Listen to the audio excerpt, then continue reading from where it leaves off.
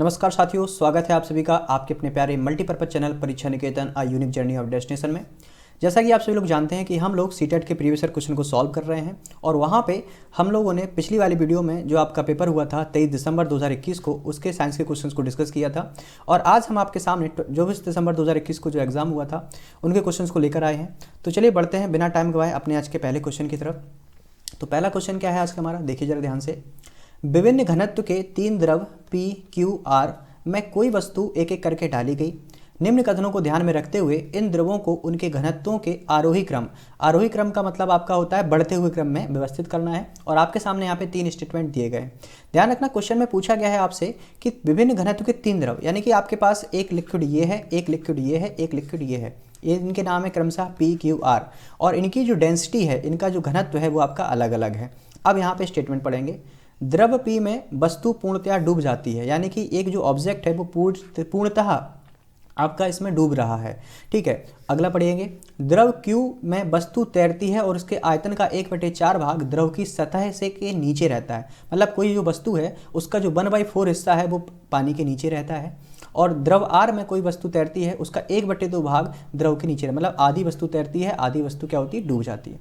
तो जैसा कि आप सभी लोग जानते हैं कि कोई भी वस्तु आपकी द्रव में तभी डूबेगी जब वस्तु का भार द्रव के डेंसिटी से क्या हो, ज़्यादा हो। यानी कि आपका जो ऑब्जेक्ट है, आपकी जो वस्तु है, उसका अगर घनत्व ज़्यादा है, जिसमें आपका वो डुबोया जा रहा है, जिस भी द्रव यानी कि आप पानी, कोई भी आपका लिक्विड हो सकता है, उसमें डुबोया जा रहा है, तो अगर वस्तु आपकी पूर्णतः डूब जाती है तो डेफिनेटली जो वस्तु है उसका आपका जो डेंसिटी होगी वो क्या होगी, उस पानी के या उस द्रव जो आपका लिक्विड है उसकी डेंसिटी से क्या होगी, ज़्यादा होगी। क्योंकि जब वस्तु की डेंसिटी ज़्यादा होगी तभी वह वस्तु पूर्णतः पानी में डूब पाएगी। अब यहाँ पर जो आपका लिखा हुआ है, द्रव P में वस्तु पूर्णतः क्या होती है, डूब जाती है। तो जब ये वस्तु पूर्णतः डूब रही है तो डेफिनेटली जो पानी का आपका क्या बोलते हैं डेंसिटी होगी वो डेफिनेटली कम होगी। तो यहाँ पे सबसे कम डेंसिटी किसकी होगी, P की होगी। तो अब यहाँ पे ऑप्शन चेक करेंगे, यहाँ पर भी P है और यहाँ पर भी P है। तो ऑप्शन फर्स्ट और ऑप्शन थर्ड हमारे गलत हो गए। उसके बाद लिखा हुआ है कि अब आपका जो Q है और R है, Q में आपका 1/4 भाग और यहाँ पे R में 1/2 भाग। 1/2 भाग का मतलब होता है 50% और 1/4 का मतलब होता है 25%। तो यहाँ पे 50% है तो डेफिनेटली उसके बाद जो अगला आपका लिक्विड आएगा वो कौन सा आएगा, आपका R आएगा और उसके बाद कौन सा आएगा, Q आएगा। तो आपको यहाँ पे बढ़ता हुआ क्रम की बात कर रहे हैं, तो जिसमें वस्तु सबसे कम डूबेगी डेफिनेटली उस द्रव का जो डेंसिटी होगी वो सबसे ज़्यादा होगी। तो यहाँ पे 25% ही डूब रही है, तो इसका मतलब Q वाले की डेंसिटी सबसे ज़्यादा होगी। तो करेक्ट ऑप्शन हो जाएगा हमारा D, PRQ। ठीक है दोस्तों, बढ़ते हैं नेक्स्ट क्वेश्चन नंबर 2 की तरफ। देखिए जरा ध्यान से। मानव कर्ण कान की ध्वनि कंपनों को विद्युत सिग्नलों में परिवर्तित करने वाला भाग कौन सा है। जैसा कि आप जानते हैं जो ह्यूमन ईयर होता है उसका स्ट्रक्चर अगर हम ध्यान से देखें ऐसा कुछ होता है। यहाँ पर एक होता है ईयर ड्रम। तो जब भी कोई ध्वनि आपके यहाँ कान के अंदर जाती है तो ईयर ड्रम में क्या होते हैं, कंपन उत्पन्न होते हैं। और जब ये कंपन उत्पन्न होते हैं तो इन कंपनों से सिग्नल हमारे कहाँ पे जाता है, ब्रेन में जाता है। और जो ब्रेन में आपके सिग्नल जाते हैं वो आपके इलेक्ट्रिक सिग्नल के रूप में जाते हैं, ना कि ध्वनि कंपन के रूप में जाते हैं। और वहाँ से ब्रेन क्या करता है, साउंड को वापस क्या करता है, रिफ्लेक्ट करता है। और यहीं पर पास में एक होता है कर्णावृत, जिसको कहा जाता है, क्या कहा जाता है, कर्णावृत। और कर्णावृत को इंग्लिश में कहा जाता है कॉकलिया। तो यही वो हिस्सा होता है कॉकलिया जहाँ पर आपके जो विद्युत सिग्नल जो ब्रेन से लौटे हैं, आपके रिफ्लेक्ट हुए हैं, वो यहाँ पर परिवर्तित होते हैं। तो कर्णावृत इसका सही आंसर हो जाएगा ऑप्शन ए। इसी को इंग्लिश में कहा जाता है कॉकलिया। ठीक है दोस्तों, बढ़ते हैं क्वेश्चन नंबर 3 पर। निम्न में से कौन से लक्षण ध्रुवीय क्षेत्रों में ध्रुवीय भालू के अनुकूलन में सहायता करते हैं। यानी कि यहाँ पे जो बात हो रही है वो हो रही है पोलर बियर की। ठीक है, पोलर बियर जो पोलर रीजन में पाए जाते हैं, जहाँ का टेम्परेचर बहुत ही न्यूनतम होता है, लगभग 6 महीने का दिन होती है, 6 महीने की रात होती है, क्योंकि वहाँ का टेम्परेचर इतना कोल्ड होता है कि माइनस में रहता है टेम्परेचर। अब वहाँ पर जो आपके पोलर बियर पाए जाते हैं उनकी कंडीशन के आधार पर आपको बताना है कि वहाँ पर जो एडेप्टेशन कर पाते हैं आपके पोलर बियर वो किन किन कारणों से कर पाते हैं। यहाँ पे बात हो रही है श्वेत लोम चर्म। श्वेत लोम चर्म का मतलब उनकी जो ऊपर की खाल होती है वो व्हाइट कलर के फर, यहाँ पे व्हाइट फर की बात हो रही है। तो डेफिनेटली ये इनका जो व्हाइट फर पाए जाते हैं पोलर बियर पे, इनके बहुत सारे रीजन हो सकते हैं आपके। एक तो क्या है कि बर्फ़ में आसानी से छुप जाते हैं, ठीक है, और शिकारियों से बचने के लिए इनके व्हाइट फर इंपॉर्टेंट है। और साथ ही साथ में ये जो वाइट फर होते हैं इनको सर्दी से बचाने का भी काम करते हैं, ठीक है। तो ये वाइट फर डेफिनेटली उसमें पाए जाते हैं।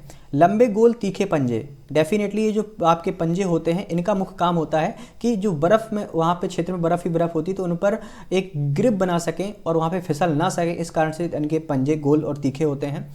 और यहाँ पे बात करेंगे जलपाद की, ठीक है, तो ये भी इनमें पाए जाते हैं पैर, जिससे क्या होते हैं वहाँ पर ये एडेप्टेशन कर पाते हैं, ठीक है। तो तीनों के ही तीनों ऑप्शन आपके करेक्ट हैं, तो ऑप्शन डी हमारा सही हो जाएगा।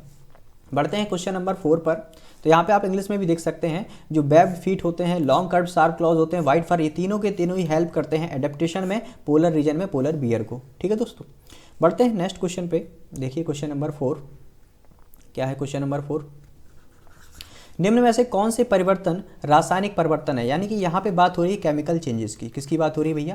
केमिकल चेंजेस की। तो यहाँ पे आपके सामने 5 दिए गए स्टेटमेंट, पढ़ के आपको बताना है कौन सा है। अब यहाँ पे लिखा है चांदी के कप का बदरंग हो जाना। तो आप ये देखिए कि कोई भी आपका कप है या कोई भी आपकी मेटल है, उसमें अगर आपका कलर चेंज हो रहा है तो कलर चेंज आपका तभी होता है जब उसका कोई ना किसी के साथ केमिकल रिएक्शन हुई होगी। तो यानी कि ऑप्शन ए तो हमारा करेक्ट हो जाएगा, क्योंकि केमिकल रिएक्शन के आधार पर ही किसी भी मेटल का रंग परिवर्तित होता है। तो चांदी के कप का अगर रंग बदल रहा है तो केमिकल रिएक्शन हुई होगी। तो आपका जो ऑप्शन ए है, स्टेटमेंट ए है, वो तो करेक्ट होगा। अब आप ऑप्शन के आधार पर भी पता कर सकते हैं कि ए देखो पहले वाले में है और ए आपके तीसरे वाले में है, तो ये वाले 2 ऑप्शन तो जो दूसरा और चौथा है ये गलत हो जाएंगे। आगे देखेंगे। अब नेपथलीन की गोलियों का ऊर्ध्वपातन। ऊर्ध्वपातन क्या होता है? जब कोई वस्तु ठोस अवस्था से डायरेक्टली किस में कन्वर्ट हो जाए, आपकी गैस फॉर्म में कन्वर्ट हो जाए, तो इस अवस्था को कहा जाता है ऊर्ध्वपातन, ठीक है। तो जो नेपथलीन की गोलियां उनमें ऊर्ध्वपातन होता है, ये एक फिजिकल चेंज है, ना कि ये केमिकल चेंज है। तो यानी कि ऑप्शन भी तो हमारा गलत हो जाएगा, स्टेटमेंट भी, तो यानी कि पहला ऑप्शन गलत हो गया। अब एक ही बचा आपका ये वाला, ठीक है। जल का विद्युत अपघटन। देखो यहाँ पे जल का पानी जो आपका, जैसे जल जो आपकी द्रव अवस्था में पाया जाता है, अगर ये आपका वाष्प में परिवर्तित हो और यही आपका अगर बर्फ में परिवर्तित हो, तो इस प्रकार का जो परिवर्तन होगा ये तो आपका क्या होगा? भौतिक परिवर्तन यानी फिजिकल चेंज होगा। लेकिन अगर इसका विद्युत अपघटन किया जा रहा है, ठीक है, आपका इलेक्ट्रोलाइसिस प्रोसेस की जा रही है, तो डेफिनेटली ये आपका एक केमिकल चेंज है। तो ऑप्शन स्टेटमेंट ए और स्टेटमेंट सी दोनों ही सही हैं, ऑप्शन सी हमारा करेक्ट है। बढ़ते हैं क्वेश्चन नंबर 5 पर। खनिज पेयजल के महत्वपूर्ण घटक हैं, निम्न में से जल शोधन की कौन सी विधि खनिजों को भारी हानि करती है? मतलब कि जब पानी को प्योरीफाई किया जाता है तो उसमें बहुत सारे ऐसे न्यूट्रिएंट्स होते हैं जो क्या होते हैं आपके प्योरीफिकेशन के टाइम पे वेस्ट हो जाते हैं। तो निम्न में से कौन सी विधि में जो आपके न्यूट्रिएंट्स हैं वो सबसे ज़्यादा वेस्ट होते हैं? उबाला जाता है। तो उबालने से क्या होता है, जो पानी के अंदर बैक्टीरिया पाए जाते हैं वो क्या हो जाते हैं? जल आपके डेड हो जाते हैं। तो उबालने से सारे न्यूट्रिएंट्स नहीं जाते हैं पानी के, तो ये आपका ज़्यादा नुकसानदेह नहीं है। छानना भी ज़्यादा नुकसानदेह नहीं है, छानना और उबालना ये भी नहीं है। आपका एक तीसरा ऑप्शन दिया गया है रिवर्स ऑस्मोसिस प्रोसेस, ठीक है। अक्सर जो ऐसे शहर जो आपके प्रदूषित नदियों के किनारे आपके बसे हुए हैं और वहाँ पर अब जब पानी की आपूर्ति पूरी करनी होती है, तो पानी की आपूर्ति पूरी करने के लिए तो जो आपका ग्राउंड वाटर होता है उसका प्रयोग ना करके जो आपका रिवर वाटर होता है, उस रिवर वाटर को ही क्या किया जाता है? प्योरीफाई किया जाता है, आपके प्लांट्स में ले जाया जाता है, वहाँ पे कई प्रकार की विधियों से उसको प्योरीफाई किया जाता है। तो वहीं पर आपकी एक प्रोसेस होती है रिवर्स ऑस्मोसिस प्रोसेस, उत्क्रमित परासरण। और इस अभिक्रिया में जो आपके न्यूट्रिएंट्स होते हैं आपके वाटर के, उनमें ज़्यादा नुकसान होता है। तो इसीलिए यहाँ पे ये पूछा भारी हानि किस प्रोसेस में होती है, तो आपकी वो रिवर्स ऑस्मोसिस प्रोसेस में होती है। तो ऑप्शन सी हमारा करेक्ट हो जाएगा। बढ़ते हैं क्वेश्चन नंबर 6 पर। निम्नलिखित में से कौन सा कथन सामान्य रूप से अधातुओं के लिए सत्य है? यानी नॉन मेटल्स की बात हो रही है, नॉन मेटल के लिए कौन सा कथन सत्य है? ये जल के साथ अभिक्रिया नहीं करती हैं, ये बात बिल्कुल सही है। तो ये देखो पहले ही मिल गया कि जितनी भी आपकी नॉन मेटल्स होती हैं इनका यहाँ पे देखो सामान्य रूप से बात हो रही है, कोई स्पेसिफिक कंडीशन की बात नहीं है। सामान्य रूप से आपकी जितनी भी नॉन मेटल्स होती हैं ये आपके पानी के साथ अभिक्रिया नहीं करती हैं, ये वायु के साथ अभिक्रिया नहीं करती हैं। तो जो आपकी नॉन मेटल्स होती हैं ये आपकी सामान्यता पर, जैसे अगर आप लकड़ी वगैरह को अगर आप खुला छोड़ दें वायु के एटमॉस्फेयर में, तो वो भी क्या होती है? धीरे धीरे खराब होने लगती है, ठीक है। और लकड़ी का धातु है जैसा कि आप जानते हैं, तो ये एयर के साथ तो रिएक्ट कर जाती है। अम्लों के साथ सक्रिय रूप से अभिक्रिया करते हैं, ये भी आपका स्टेटमेंट क्या है? गलत है। पीटे जाने पर ये रिंगिंग ध्वनि उत्पन्न करते हैं, ये भी आपका स्टेटमेंट गलत है, ठीक है। तो ये वायु से अभिक्रिया नहीं करते, ये भी आपका गलत है। आपसे पूछा धातु के लिए सत्य क्या है, तो ये जल के साथ अभिक्रिया नहीं करते, ये बात बिल्कुल सही है, ठीक है। बढ़ते हैं क्वेश्चन नंबर 7 पर। वयस्क रेशम कीट का जीवन चक्र बहुत ही छोटा होता है, जिसके दौरान वे, अब यहाँ पे 4 स्टेटमेंट आपके सामने दिए गए। तो पहले तो आपको हम वयस्क जो आपका रेशम का कीट होता है, डेफिनेटली जब वो छोटा होता है तो वो अपना क्या करता है? अपने जीवन काल को सहतूत की जो पत्तियाँ होती हैं उनको खाता है, शहतूत की पत्तियों खाता है, फिर कोकून बनाता है और फिर रेशम का उत्पादन करता है। लेकिन आपको बता दें, जब कोकून बनकर तैयार हो जाता है, यानी कि जब आपका जो रेशम का कीट है जब वो वयस्क हो जाता है, एडल्ट हो जाता है, तो एडल्ट के बाद उसके जो भोजन ग्रहण करने वाले जो आपके फंक्शनल पार्ट होते हैं फूड को खाने के लिए, वो फंक्शनल पार्ट क्या होते हैं, विलुप्त हो जाते हैं और वो नहीं पाए जाते। इस कारण से जब वो खाना प्रॉपर नहीं खा पाएंगे क्योंकि फंक्शनल पार्ट उनके बंद हो चुके हैं या नहीं हो चुके हैं, तो इस कारण से जब वो खाना नहीं खा पाएंगे तो डेफिनेटली क्या होगा, उसका जो जीवन काल हो जाएगा वो कम हो जाएगा और उनकी डेथ हो जाती है। अब आपको यहाँ पे पढ़ना है, वयस्क रेशम कीट की बात हो रही है। अपने छेद करने वाले और चूसने वाले मुंह के भागों से पौधों का रस ग्रहण करते हैं, इससे उनका जीवन काल छोटा होता है, गलत बात है। अपने काटने और चबाने वाले मुंह के भागों से शहतूत की पत्तियों से भोजन ग्रहण करते हैं, ये भी गलत है। मकरकंद को बोलते हैं नेक्टर, जो फूलों का रस होता है उसको कहा जाता है मकरकंद हिंदी में, और इंग्लिश में इसको कहते हैं नेक्टर, तो ये भी आपका गलत है। मुंह के कार्यात्मक भाग न होने के कारण भोजन ग्रहण नहीं कर पाते, इसी कारण से उनका जो जीवन काल है वो कम हो जाता है। मैंने आपको स्टार्टिंग में ही बताया था, तो ऑप्शन डी हमारा करेक्ट हो जाएगा। बढ़ते हैं क्वेश्चन नंबर 8 पर, यही आपका इंग्लिश में ट्रांसलेट किया हुआ है। संतुलित आहार यानी कि बैलेंस डाइट की बात हो रही है यहाँ पे, किसकी बात हो रही है भैया, बैलेंस डाइट।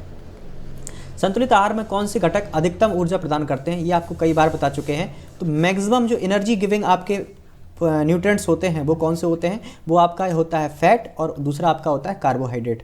तो कार्बोहाइड्रेट और फैट अगर आप इनका इस्तेमाल भरपूर मात्रा में कर रहे हैं अपनी बैलेंस डाइट में, तो आपको एनर्जी की कोई भी कमी नहीं होने वाली है। तो बसा और कार्बोहाइड्रेट ऑप्शन सेकंड करेक्ट है। बढ़ते हैं क्वेश्चन नंबर 9 पर। ब्रोंकाइटिस सांस लेने में तकलीफ और अस्थमा का वर्धन यानी कि अस्थमा को बढ़ाने के लिए किस वजह से होता है। जैसा कि मैंने आपको बताया हुआ था, ये आपका अगर हम बात करेंगे, ये इंसान है, ठीक है, ये उसका गर्दन मान लिया और इस तरीके से थोड़ा आप समझने का प्रयास करें। ये आपका ये आपके क्या है, नाक है, जहाँ से क्या होती है जो गैसेस हैं आपके अंदर जाती हैं, नोजल कैविटी है, और यहाँ पर ये आपकी फूड पाइप के बगल में जाती हुई ये आपकी जो लाइन है इस प्रकार से ये आपकी बढ़ जाती है 2 फेफड़ों में, ठीक है। और यहाँ पे ये वाला हिस्सा इसको कहा जाता है आपका ट्रैकिया, ये ट्रैकिया होती है, श्वास नल का भी इसको कहा जाता है। और यहाँ पर जब ये अलग अलग तरीके से बढ़ जाती है, ये देखो यहाँ पर ये कई प्रकार के भागों में आपका जो फेफड़ा होता है उसमें ब्रांच जैसे जो स्ट्रक्चर होते हैं, इनको ब्रोंकाइट्स कहा जाता है, ब्रोंकाइट्स कहा जाता है। और इन ब्रोंकाइट्स में छोटे छोटे उभरे हुए भाग होते हैं जिनको एल्वोली कहा जाता है। क्या कहा जाता है, एल्वोली। तो जो व्यक्ति ज़्यादा सिगरेट पान करते हैं, ज़्यादा धूम्रपान करते हैं, उनकी एल्वोली में कैंसर होता है, एल्वोली आपकी ख़राब होती हैं और यहीं से क्या होती है, लंग्स कैंसर की शुरुआत होती है। तो यहाँ पर बात हो रही है जो ब्रोंकाइट्स हैं ये किसके इफेक्ट कारण होती है, सबसे ज़्यादा धुआं, क्योंकि जो लोग अस्थमा के रोगी होते हैं उनको डेफिनेटली जो एलर्जी होती है वो किससे होती है, धुआं से होती है। तो करेक्ट आंसर हमारा 1 हो जाएगा। क्वेश्चन नंबर 10 देखिए क्या है, नीचे दिए गए कथनों को पढ़िए और सही विकल्प का चयन करें। जुगाली करने वाले पशुओं के प्रथम आमाशय और उंडुक, ठीक है, पहले तो आपको पता होना चाहिए उडुक क्या होता है। उडुक जो आपका जानवर होते हैं उनका पेट के अंदर एक ऐसा भाग होता है, क्योंकि आपने अक्सर देखा होगा जितने भी आपके जो जानवर हैं जो घास खाते हैं, भूसा खाते हैं, ये क्या होते हैं जब खाना खाते हैं तो पहले खाने को चबाते नहीं हैं, ये डायरेक्ट खाने को निगलते हैं और ये खाना उनके जो प्रथम आमाशय का एक भाग होता है उंडुक, वहाँ पर स्टोर हो जाता है, ठीक है। और वहाँ पे स्टोर होने के बाद जब ये अपना पूरा खाना निगल लेते हैं तो खाना निगलने के बाद फिर जब वो बैठ जाते हैं तो जुगाली करते हैं, रेमिनेशन प्रोसेस को कहा जाता है इंग्लिश में। तो खाने को जब वो प्रथम आमाशय से उडुक से बाहर लाते हैं और फिर चबाते हैं और चबाने के बाद फिर खाना अंदर ले जाते हैं, तो ये प्रोसेस इसको जुगाली करना कहते हैं। अब उडुक के अंदर जो जीवाणु पाए जाते हैं, डेफिनेटली जो वो घास खाते हैं उस घास में वो घास बनी होती है सेल्यूलोज की, ठीक है। और सेल्यूलोज जो होती है वो केवल और केवल सेल्यूलोज नामक हार्मोन से ही क्या होती है, डाइजेस्ट होती है, जो कि इंसानों में नहीं पाया जाता, इसलिए इंसान घास नहीं खाते हैं। और ये जो जीवाणु होते हैं उडुक में जो पाए जाते हैं ये इसको डाइजेस्ट करते हैं, और डाइजेस्ट करने जब करेंगे तो डेफिनेटली जो घास है, जो भी उन्होंने मटेरियल खाया हुआ है, उनको डाइजेशन आसानी से हो पाएगा, तो ये पाचन में सहायता करते हैं उडुक में पाए जाने वाले जीवाणु। तो स्टेटमेंट जो ए है बिल्कुल सही है। फिर अगला रीजन दिया है, प्रथम आमाशय के जीवाणु भोजन का किण्वन करते हैं और मीथेन के उच्च सांद्रता के साथ गैसें उत्सर्जित करते हैं। ये बात भी बिल्कुल सही है कि जो आपके प्रथम आमाशय में जो जीवाणु पाए जाते थे उन्होंने क्या किया, भोजन का किण्वन किया। किण्वन एक प्रक्रिया होती है और उसके बाद वहाँ पे मीथेन और हाई उच्च सांद्रता की जो गैसें उत्सर्जित करती हैं। अक्सर आपने देखा होगा जो आपकी गाय भैंस होती हैं जब गोबर निकालती हैं तो उनसे मीथेन गैस प्राप्त होती है, और इसके बहुत सारे प्लांट भी लगे हुए हैं मीथेन गैस के, जो कि आपकी गोबर गैस वगैरह हो गया, तो ये सारी चीज़ें प्राप्त होती हैं। तो ए और आर दोनों ही सही हैं और आर ए की सही व्याख्या भी कर रहा है, ठीक है। चलिए, लेकिन यहाँ पे सही व्याख्या नहीं कर रहा है क्योंकि यहाँ पे देखो पाचन में सहायता करता है और उच्च सांद्रता की गैसें उत्सर्जित होती हैं, इससे कोई लेना देना नहीं है। तो यानी कि ए और आर दोनों सही है, लेकिन आर ए की सही व्याख्या नहीं कर रहा है। क्वेश्चन नंबर 11 को देखते हैं। हिरण चारों तरफ खतरे को देख सकता है। हिरण की आंखें उसके सिर के दोनों ओर होती हैं। बिल्कुल सही बात है कि हिरण क्या अपने खतरे को भांपने के लिए, क्योंकि हिरण की आंखों में पलकें नहीं पाई जाती हैं, और अपने खतरे को भांपने के लिए ये आसानी से चारों ओर देख सकती हैं, और उनके जो आंखें होती हैं वो सिर के दोनों ओर होती हैं। तो दोनों के दोनों सही हैं और इसकी सही व्याख्या भी कर रहा है। क्वेश्चन नंबर 12 देखिए, मेढकों के कायांतरण की प्रक्रिया में कौन से हार्मोनों की महत्वपूर्ण भूमिका होती है। कायांतरण का मतलब होता है, जैसे आपको पूरा जो मेढक का पूरा साइकिल पता होगा, जो मेढक होता है वो लार्वा जो कि आपका जिसका जो प्रोडक्शन है आपका कहाँ पे होता है, पानी से स्टार्ट होता है, फिर धीरे धीरे ये मछली का आकार लेता है, उसके बाद अगले फिर प्यूपा, इस तरीके से पूरी प्रोसेस पर जब वो एडल्ट फ्रॉग बनता है, मेढक बनता है, ठीक है, तो वहाँ पर एडल्ट यानी कि यही पूरा जो बिल्कुल एक मछली के आकार का था लार्वा, वही जाकर के बाद में कन्वर्ट हो गया एडल्ट फ्रॉग में, मेढक में। तो ये पूरी बनने की जो प्रोसेस होती है, ये कायांतरण जो हुआ है, इनके जो रूप का परिवर्तन हुआ है, ये इसमें किस हार्मोन की सबसे ज़्यादा महत्वपूर्ण भूमिका है। तो इसमें सबसे ज़्यादा इंपॉर्टेंट जो हार्मोन होता है वो होता है आपका थायरॉक्सिन। क्योंकि जब मेढकों में यानी कि जो लार्वा होता है जब वह विकसित होता है तो उनके अंदर आपकी थायराइड ग्रंथि बनती है सबसे पहले, और थायराइड ग्रंथि बनने का थायराइड ग्रंथि बनती है वो थायरॉक्सिन हार्मोन, और थायरॉक्सिन हार्मोन आयोडीन से बहुत ज़्यादा मात्रा में होता है। और जो आपका पानी होता है समुद्र की जो पानी होता है वहाँ पे आयोडीन भरपूर मात्रा में पाई जाती है समुद्र के घास में। और थायरॉक्सिन हार्मोन एक अपनी महत्वपूर्ण भूमिका निभा करके थायराइड ग्रंथि का निर्माण करता है, और इस कारण से जो पानी में पाए जाने वाला मछली जैसा लार्वा होता है वही बाद में अपना रूप परिवर्तित यानी कि कायांतरण के द्वारा क्या कर देता है, अपनी पूरी एक एडल्ट फ्रॉग में कन्वर्ट हो जाता है। तो यहाँ पे महत्वपूर्ण हार्मोन की बात की गई थी, तो ऑप्शन सी हमारा थायरॉक्सिन करेक्ट हो जाएगा। बढ़ते हैं क्वेश्चन नंबर 13 पर। एक सरल लोलक, यहाँ पे लोलक की बात हो रही है, कौन सा परिवर्तन लाने से उसका आवर्तकाल बढ़ जाएगा। तो आपको एक पता होगा आवर्तकाल बराबर सूत्र होता है T बराबर 2 pi under root L upon G, ठीक है। तो यहाँ पर आप देख रहे हैं कि ये 2 पाई कॉन्स्टेंट है और G ग्रेविटी इसका भी मान 9.8 मीटर पर सेकंड स्क्वायर होता है, गुरुत्वीय त्वरण ये भी आपका कांस्टेंट है। तो आप यहाँ पे देख पा रहे हैं T proportional under root L, अगर इसका स्क्वायर करेंगे तो T स्क्वायर प्रोपोर्शनल L। आप देख रहे हैं कि जो आपका आवर्तकाल है ये लोलक की लंबाई के समानुपाती है, यानी कि अगर आप आवर्तकाल को बढ़ाना चाहते हैं तो लंबाई को बढ़ाना पड़ेगा। तो यहाँ पे साफ साफ लिखा उसका आवर्तकाल कब बढ़ेगा, जब आप उस लोलक की लंबाई में क्या करेंगे, वृद्धि करेंगे। ऑप्शन ए हमारा करेक्ट हो जाएगा, ठीक है, ये वही है इंग्लिश में। अगला क्वेश्चन नंबर 14, जब प्रकाश की कोई किरण किसी पृष्ठ पर लंबवत आपतित होती है तब परावर्तित किरण की दिशा क्या होगी। तो आप जैसे ये आपका कोई पृष्ठ है, यहाँ पर कोई प्रकाश की किरण आपकी आ रही लंबवत आ रही है, इस प्रकार से आ रही है, ठीक है। तो वैसे आप नॉर्मल कंडीशन में देखें तो जब कोई प्रकाश की किरण इधर आती है जिसको कहा जाता है इंसिडेंट रे, आपतित किरण, और यहाँ पर जिस डिग्री से जितने भी कोण से आई है, जैसे मान लो इसका इंसिडेंट एंगल आई माना, और उसी भी एंगल से आपकी क्या होगी, उसी माध्यम में रिफ्लेक्ट हो जाएगी, जिसको एंगल आर कहते हैं। और आपको पता है कि एंगल आई बराबर एंगल आर, यानी इंसिडेंट एंगल बराबर रिफ्लेक्टेड एंगल, ठीक है। ये होता है स्नेल का नियम। स्नेल ने ये बात कही है कि कोई भी प्रकाश की किरण जिस कोण से आपके जिस पृष्ठ पर टकराती है तो वहाँ से परावर्तित भी उतने ही कोण पर होगी। और जब यहाँ पे लंबवत आपतित हो रही है तो यानी कि परावर्तित भी कैसी होगी, लंबवत ही होगी आपके किसके, पृष्ठ के। तो ऑप्शन सेकंड हमारा करेक्ट हो जाएगा।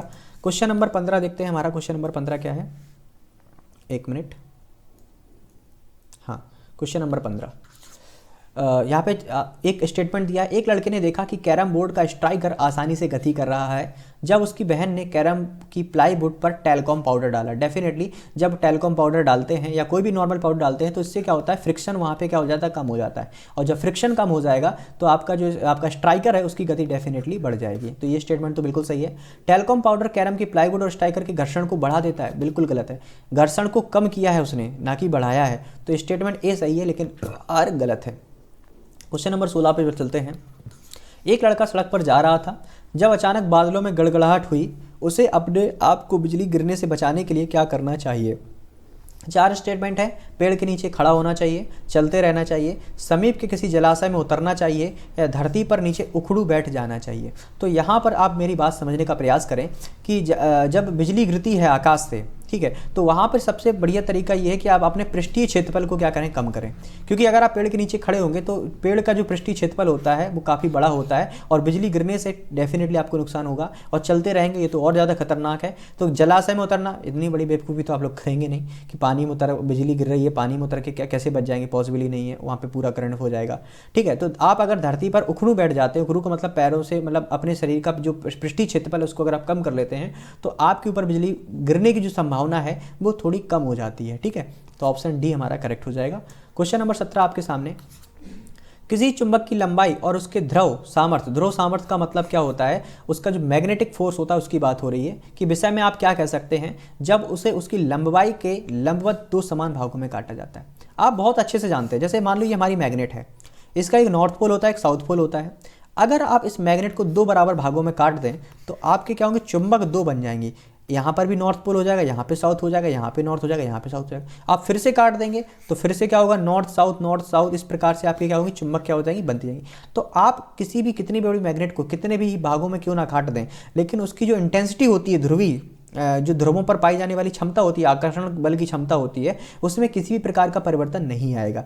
तो उसमें आपकी लंबाई कम हो जाएगी, क्योंकि आप क्या कर रहे हैं कि जो बड़ी मैग्नेट थी उसको छोटे छोटे भागों में तोड़ते चले जा रहे हैं। तो उस मैग्नेट की लंबाई तो कम हो जाएगी, लेकिन उसके अंदर जो आपके मैग्नेटिज्म की जो पावर पाई जाती है, चुंबकत्व की जो शक्ति पाई जाती है, उसमें किसी भी प्रकार का परिवर्तन नहीं होगा। तो यहाँ पे बात हो रही लंबवत दो समान भागों में काट दिया था। तो जब आप दो समान भागों में काट जाएंगे तो लंबाई तो आधी हो जाएगी, लेकिन जो ध्रुव सामर्थ्य है वो आपका अपरिवर्तित रहेगा। ऑप्शन बी हमारा करेक्ट है। क्वेश्चन नंबर 18 देखते हैं। एक समान रूप से गर्म की जा रही वृत्ताकार वलय लूप की बात हो रही है, निम्नलिखित में से कौन सा सही है। तो आप पहले मेरी बात ये समझिए, जैसे मान लो ये कोई लूप है। लूप का मतलब होता है, जैसे आप अगर ऐसे कह सकते हैं, ये मान लो कोई सॉलिड चीज़ है, ठीक है। तो अब जब किसी सॉलिड चीज़ की बात होती है तो यहाँ पे भीतर कुछ खोखला भाग होगा, इसको कहा जाता है इंटरनल रेडियस यानी कि आंतरिक त्रिज्या। और अगर हम बाहर वाले सरफेस से कंपेयर करेंगे तो इसको बोलेंगे आउटर रेडियस यानी कि बाह्य त्रिज्या। और इसी को अगर आगे बढ़ा देंगे तो आपकी आंतरिक व्यास और बाह्य व्यास। तो जब आप क्या करेंगे, इसको गर्म करेंगे तो इसके केवल बाहरी पृष्ठ ही इसका नहीं फैलेगा, इसका जो आंतरिक पृष्ठ है उसमें भी परिवर्तन आएगा। तो आप ये कह सकते हैं, जब भी किसी वृत्ताकार वलय को गर्म किया जाता है और एक समान रूप से गर्म किया जाता है, चारों साइड से समान टेम्परेचर दिया जा रहा है, तो उसका बाह्य और आंतरिक व्यास दोनों में ही परिवर्तन आएगा, दोनों ही आपके बढ़ेंगे। तो ऑप्शन सी हमारा करेक्ट हो जाएगा। क्वेश्चन नंबर 19 को देखिए, बढ़िया क्वेश्चन है आपके सामने। किसी आयताकार गुटके की लंबाई, चौड़ाई और ऊंचाई 10 सेंटीमीटर, 5 सेंटीमीटर और 3 सेंटीमीटर दी गई है। उस गुटके को धरती पर 3 विभिन्न प्रकार से रखा जाता है। तो इस गुटके द्वारा धरती पर आरोपित दाब निम्नलिखित में से कौन सा कथन सही है। तो जैसा कि आप जानते हैं कि P बराबर होता है F/A, ठीक है। तो यानी कि जो आपका P है ये इन्वर्सली प्रोपोर्शनल होता है एरिया के। तो इसका मतलब क्या हुआ, व्युत्क्रमानुपाती होता है दाब क्षेत्रफल के, कि जिस क्षेत्र पर या जिस जगह पर आप जो दाब लगा रहे हैं, अगर उसका क्षेत्रफल जितना ज़्यादा होगा तो प्रेशर का मान उतना ही कम हो जाएगा, और अगर आपका एरिया कम होगा तो प्रेशर का मान यानी दाब का मान उतना ही बढ़ जाएगा। अब आप यहाँ पे देख पा रहे हैं कि अगर आप देखो कि सबसे कम एरिया किससे निकलेगा, लंबाई फिर से तो निकलेगा नहीं, क्योंकि यहाँ पे 10 सेंटीमीटर है। एक कम किसका निकलेगा, अगर आप चौड़ाई को लेते हैं और ऊंचाई को लेते हैं तो इससे आपका एरिया क्या निकलेगा, कम निकलेगा, विड्थ और हाइट से। तो अगर आप चौड़ाई और ऊंचाई को आधार मान करके अगर आप प्रेशर लगा रहे हैं तो डेफिनेटली वहाँ पर जो प्रेशर होगा, वायु दाब का मान होगा, वो क्या होगा, सबसे अधिक होगा। तो यहाँ पे देखो सबसे अधिक दाब तब आरोपित होता है जब चौड़ाई और ऊंचाई से आधार बनाया जाता है, क्योंकि चौड़ाई आपकी 5 है, ऊंचाई आपकी 3 है, और इनसे अगर आप एरिया निकालेंगे तो मात्र 15 निकलेगा। और अगर आप लंबाई को इंक्लूड कर लेंगे तो 10 गुणा 5 तो 50 निकल रहा है, 10 गुणा 3 30 निकल रहा है। तो सबसे कम आपका क्षेत्रफल होगा तो वहाँ पे प्रेशर सबसे ज़्यादा होगा। तो आप किसको लेंगे, विड्थ और हाइट को लेंगे। ऑप्शन बी हमारा करेक्ट है। कंटेंट के क्वेश्चन नंबर आपका जो लास्ट क्वेश्चन नंबर 20 है, क्योंकि इसके बाद पेडागोजी क्वेश्चन आएंगे आपके सामने। क्वेश्चन नंबर 20 को देखते हैं। निम्न में से किसके बीच की अभिक्रिया में हाइड्रोजन गैस का उत्सर्जन नहीं होगा। ठीक है, आपको यहाँ पे बताना हाइड्रोजन गैस किस में नहीं निकलेगी। तो मैग्नीशियम Mg, इसमें आपकी रिएक्शन कराई जा रही है HCl से। उसके बाद फिर आपका कॉपर, इसकी रिएक्शन कराई जा रही है HCl से। फिर आपका सल्फर पाउडर है, इसकी रिएक्शन कराई जा रही है HCl से। फिर आपका एल्यूमिनियम, इसकी रिएक्शन कराई जा रही है HCl से। तो आपको जब हम धातु और धातु वाला चैप्टर पढ़ा रहे थे, वहाँ पे मैंने आपको स्पष्ट रूप से बताया था कि कोई भी धातु जब किसी अम्ल से अभिक्रिया करती है तो क्या करती है, हाइड्रोजन गैस का उत्सर्जन करती है। तो यहाँ पे मैग्नीशियम भी धातु है, कॉपर भी धातु है, एल्यूमिनियम भी धातु है। ठीक है, यहाँ पे सल्फर आपकी अधातु है। तो यानी कि जो सल्फर आपकी किसी भी अम्ल से अभिक्रिया करने पर सामान्य अवस्था में हाइड्रोजन गैस का उत्सर्जन नहीं करेगी। तो सल्फर वाला ऑप्शन देखो यहाँ पे सी है, तो सी आपको देख रहे हैं कि इसमें भी है और इसमें भी है। ठीक है, अब यानी कि अब दो में कन्फ्यूजन हो गई। तो दूसरी इंपॉर्टेंट चीज़ आपको ये ध्यान रखनी है कि जो कॉपर होता है ये सामान्य तरीके से जो आपका तनु हाइड्रोक्लोरिक अम्ल है उससे अभिक्रिया नहीं करता सामान्य अवस्था में। तो इस आधार पर हम बी को भी ले सकते हैं। तो बी और सी ये हाइड्रोजन गैस को उत्पन्न नहीं करते हैं। ऑप्शन करेक्ट हो जाएगा। अब पेडागोजी के क्वेश्चन नंबर 1 और हमारे पूरे सेट के क्वेश्चन नंबर 21 पे बढ़ते हैं। विज्ञान में अपसारी का मतलब होता है डाइवर्सिव थिंकिंग की। ठीक है, क्रिएटिविटी की बात हो रही है। अपसारी प्रश्नों के संदर्भ में निम्न में से कौन सा कथन सत्य है। ये शिक्षार्थियों में विवेचनात्मक सोच को बढ़ावा देते हैं, बिल्कुल सही है। ये विद्यार्थियों में व्यक्तिगत भिन्नताओं को पहचानने में मदद करते हैं, बिल्कुल सही है, क्योंकि हर बच्चे के अंदर अलग अलग क्रिएटिविटी पाई जाती है, उनके आधार पर आप उस बच्चे के अंदर व्यक्तिगत भिन्नताओं को जांच सकते हैं। तो ये स्टेटमेंट भी बिल्कुल सही है, क्रिएटिविटी को लेकर के, डाइवर्सिव थिंकिंग को लेकर के। इनका स्वरूप अत्यंत विषय परक होता है, बिल्कुल सही बात है कि विषय परक की बात हो रही है। देखो, एक होता है विषय परक यानी कि सब्जेक्टिव नेचर, ठीक है, और एक आपका होता है ऑब्जेक्टिव नेचर। तो जब ऑब्जेक्टिव नेचर की बात होती है तो यहाँ पे जो बच्चे का आंसर होगा वो केवल एक प्रश्न का एक ही उत्तर होगा, क्योंकि आपके उसके सामने क्या एमसीक्यू ऑप्शंस होंगे, ठीक है। और सब्जेक्टिव नेचर का होगा, उसमें क्या होगा, बच्चा अपने आधार पर चीज़ों को एक्सप्लेन कर पाएगा, अलग अलग तरीकों से एक्सप्लेन कर पाएगा। जैसे आप समझने का प्रयास करें, जैसे आपने से पूछा गया गांधी जी के बारे में बताइए, तो ये जो प्रश्न है ये आपका सब्जेक्टिव नेचर का है, ना कि ऑब्जेक्टिव नेचर का, क्योंकि गांधी जी के बारे में बात की जा रही। तो जिस बच्चे को गांधी जी पसंद होंगे वो अच्छी अच्छी बातें बताएगा, जिस बच्चे को गांधी जी पसंद नहीं होंगे वो गांधी जी के बारे में बुरी बुरी बातें बताएगा। तो बच्चे अपने अपनी क्रिएटिविटी के आधार पर क्या कर रहे हैं, यहाँ पे विषय परक प्रश्नों का उत्तर दे रहे हैं। वहीं ऑब्जेक्टिव बाई में अगर हम बात करेंगे, जैसे क्वेश्चन पूछा गांधी जी का जन्म कब हुआ था, तो जो व्यक्ति गांधी जी को पसंद करता वो भी सेम आंसर देगा, और जो व्यक्ति गांधी जी को पसंद नहीं करता वो भी सेम आंसर देगा। तो ऑब्जेक्टिविटी नहीं होती है। आप अगर डाइवर्सिव थिंकिंग क्रिएटिविटी की बात कर रहे हैं तो वहाँ पे विषय परक यानी सब्जेक्टिव बाय नेचर की बात होती है। तो यहाँ पर आप देख पा रहे हैं कि तीनों ही स्टेटमेंट हमारे सही हैं, तो ऑप्शन डी हमारा करेक्ट हो जाएगा। नेक्स्ट क्वेश्चन नंबर 22 आपके सामने क्या है, किसके अलावा निम्न सभी विज्ञान शिक्षण अधिगम के स्वीकार उद्देश्य हैं? वैज्ञानिक सोच विकसित करना, बिल्कुल सही है। खुले विचारों का विकास करना, बिल्कुल सही है। मूल उदासीनता को प्रोत्साहित करना, यही गलत है आपका, इसके खिलाफ, क्योंकि उदासीनता नहीं आ सकती साइंस के आपके लेक्चर में, साइंस की आपकी क्लास में। तो ऑप्शन सी हमारा ऑप्शन वाइज करेक्ट है, लेकिन ये स्टेटमेंट गलत है। क्वेश्चन नंबर 23 आपके सामने क्या है, जरा ध्यान से देखिएगा। विज्ञान का एक पाठ्यक्रम ऐतिहासिक रूप से वैलिड है कब, यदि वह एक मिनट,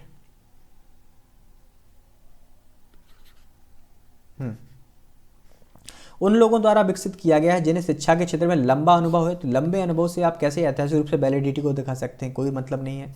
विद्यार्थियों को स्थानीय वैज्ञानिक मुद्दों और वैश्विक मुद्दों के बीच संबंध, देखो हर जगह के स्थानीय मुद्दे अलग होते हैं और इंटरनेशनल लेवल के वैज्ञानिक मुद्दे अलग होते हैं, हर जगह की ज्योग्राफिकल कंडीशंस अलग हैं, उनमें आप रिलेशन बता करके बच्चे के अंदर ऐतिहासिक साइंटिफिक टेम्परामेंट को डेवलप नहीं कर सकते हैं, ये भी स्टेटमेंट गलत है। अभी हाल ही में खोजी गई परिघटनाओं के विषय में रुचिकर तथ्य प्रस्तुत करके, इससे अब हाल ही में चीज़ें खोजी गई हैं, ऐतिहासिक से कोई मतलब लेना देना है ही नहीं है। तो अब करेक्ट ऑप्शन आपका सी है, पढ़िए जरा ध्यान से। शिक्षार्थियों को वह क्षमता प्रदान करें कि वे विज्ञान की अवधारणाओं को समय के साथ साथ विकास की सराहना कर सके, कि जैसे जैसे समय बदला है तो इस समय के बदलाव में कौन कौन सी चीज़ें सामने आई हैं, तो इस प्रकार से जो बदलाव हो रहा है ये एक ऐतिहासिक रूप से वैलिडिटी को दिखाएगा, साइंटिफिक टेम्परामेंट को दिखाएगा। ऑप्शन सी इस आधार पर आपका करेक्ट हो जाएगा।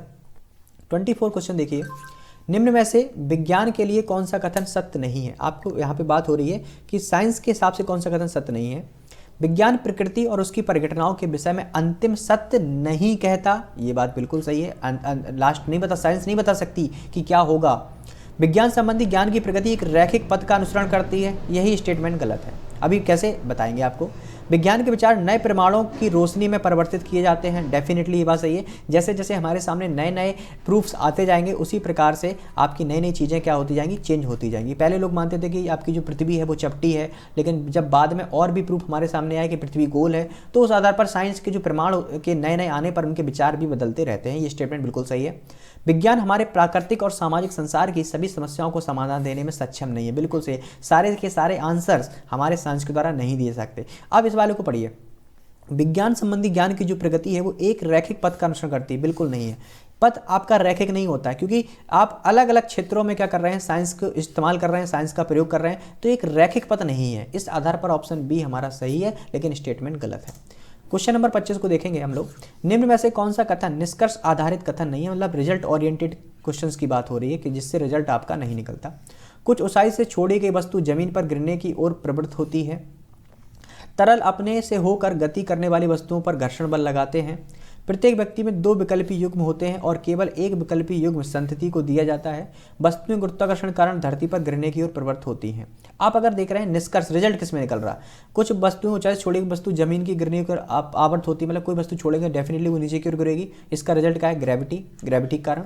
तरल अपने पदार्थ से होकर गति करने वाली वस्तुओं पर घर्षण बल लगाते हैं। कोई भी चीज़ हो आपस में जब एक जो वस्तु है दूसरे पर गति करेगी तो फ्रिक्शन तो लगेगा ही, ये भी रिजल्ट ओरिएंटेड है। वस्तुएं गुरुत्वाकर्षण के कारण धरती पर गिरने की प्रवृत्ति होती है, ये भी आपका रिजल्ट ओरिएंटेड है। अब क्वेश्चन पूछा गया है कि प्रत्येक व्यक्ति में दो विकल्पी युग्म होते हैं, यानी कि एक होता है एक्स, एक होता है वाई, लेकिन ये किस में होता है? मेल में होता है। फीमेल में क्या होता है? एक्स और एक्स होता है। यहाँ पे व्यक्ति की बात हो रही है, ठीक है। तो विकल्पी युग्म नहीं कह सकते, केवल एक विकल्पी युग्म संतति को दिया जाता है। तो यहाँ पे व्यक्ति है, यहाँ पे ना तो मेल की बात हो रही ना फीमेल की बात हो रही, तो ये रिजल्ट ओरिएंटेड नहीं है। तो ऑप्शन सी ही हमारा करेक्ट हो जाएगा। क्वेश्चन नंबर 26 को देखेंगे। निम्नलिखित में से कौन सा वैज्ञानिक जांच पड़ताल का सामान्य क्रम है, यानी कि which of the following is the usual sequence in a scientific investigation. तो जब भी आप साइंटिफिक इन्वेस्टिगेशन करते हैं तो सबसे पहले चीज़ों को ऑब्जर्व किया जाता है, चीज़ों का अवलोकन किया जाता है। तो यानी सबसे पहले आपको ऑब्जर्व करना पड़ेगा। ऑब्जर्व करने के बाद वहाँ पर कौन सी चीज़ लग रही है उससे संबंधित क्या जानकारी आपके पास अवेलेबल है, उस हाइपोथेसिस का प्रयोग करेंगे। उसके बाद आपके पास जो चीज़ें आंकड़े हैं उनके आधार पर आप एक्सपेरिमेंट करेंगे, उन एक्सपेरिमेंट के रिजल्ट्स का एनालिसिस करेंगे और लास्ट में आप क्या करेंगे? कंक्लूजन निकालेंगे। तो अवलोकन, परिकल्पना, प्रयोग, विश्लेषण और परिणाम, यानी कि observation, hypothesis, experimentation, analysis and conclusion. इस आधार पे ऑप्शन डी का जो आपका सीक्वेंस है बिल्कुल सही है। क्वेश्चन नंबर 27 क्या है, देखिए जरा ध्यान से। शिक्षार्थियों में विज्ञान संबंधित वैकल्पिक अवधारणाओं की पहचान कर पाने में निम्न में से किसकी संभावना सबसे कम है?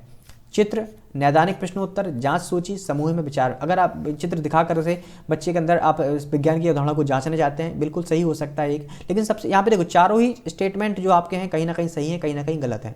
आपसे पूछा गया संभावना सबसे कम है, वो आपको देखना है। नैदानिक प्रश्नोत्तर, डायग्नोस्टिक क्वेश्चन आया कि कोई समस्या है उसके बारे में आप डायग्नोस कर रहे हैं प्रॉब्लम को, उसके आधार पर क्वेश्चन आयर बना रहे हैं, तो ये भी एक सही हो सकता है। जांच सूची, ये आपका थोड़ा सबसे कम है। आपने यहाँ पे बना दिया कि इस बच्चे को ये आता है, आपने टिक कर दिया, नहीं आता है नो कर दिया। तो इस आधार पर आप बच्चे के अंदर साइंटिफिक टेम्परामेंट की जो अवधारणाएं हैं, उनकी वैकल्पिक जो अवधारणाएं हैं, उनकी पहचान आप नहीं कर सकते हैं। तो यहाँ पे ऑप्शन सी हमारा करेक्ट हो जाएगा। 28 नंबर देखते हैं क्या है। 28 नंबर, विज्ञान शिक्षण अधिगम के संदर्भ में निम्नलिखित सभी गतिविधियां स्वीकार्य हैं सिवाय इसके। मतलब आपसे नेगेटिव वाला पॉइंट पूछा गया है। क्या? देखो, सहयोग और विमर्श के माहौल को प्रोत्साहित करना, यानी promoting a cultural of collaboration and consultation, सही बात है। शिक्षण अधिगम के लिए विविध गतिविधियों तथा कार्यकलापों का उपयोग करना, ये भी सही है। अन्य सभी विषयों की तुलना में विज्ञान विषय की श्रेष्ठता को स्वीकारना, नहीं। सभी विषय अपने आप में क्या होते हैं? सही होते हैं। सभी विषय की अपनी एक महत्वता होती है। केवल विज्ञान विषय के बारे में ये बात करेंगे, ये स्टेटमेंट आपका गलत है। क्षमता तथा सुगमता को सुनिश्चित करना, ये सही है। लेकिन आपसे पूछा गया है विज्ञान शिक्षण अधिगम संदर्भ में सभी गतिविधियां स्वीकार हैं किसके अलावा, कि अन्य सभी विषयों की तुलना में विज्ञान विषय की श्रेष्ठता को स्वीकारना, कि विज्ञान ही सबसे अच्छा विषय है, ये गलत है। ऑप्शन इस आधार पर सही हो जाएगा सी। क्वेश्चन नंबर 29 को देखते हैं। मनोरमा कक्षा में बाष्पीकरण को समझाते हुए निम्नलिखित उदाहरण देती है। जल बाष्पित हो जाता है, दूध बाष्पित हो जाता है, तेल बाष्पित हो जाता है, अतः सभी तरल बाष्पित हो जाते हैं। आपने मेथड्स ऑफ टीचिंग में पढ़ा होगा कि जब उदाहरण से यानी एग्जाम्पल से हम लोग क्या बनाते हैं? रूल का निर्माण करते हैं।